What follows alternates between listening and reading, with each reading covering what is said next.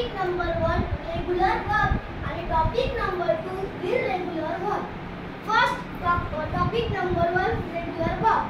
ज्या क्रियापदाच्या शेवटी डी किंवा ईडी प्रत्यय लावून पास्ट पार्टिसिपल हे क्रियापद पूर्ण होते त्या क्रियापदाला रेगुलर वर्ब असे म्हणतात. Topic number 2 irregular verb.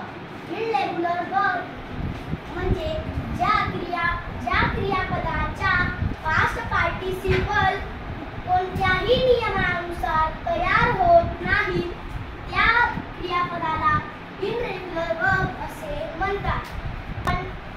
Regular verb. What is regular verb?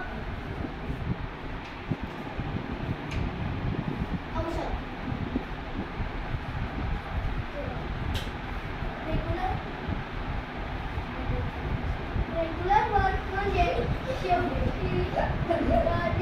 वाक्याच्या शेवटी डी किंवा ईडी प्रत्यय लागतो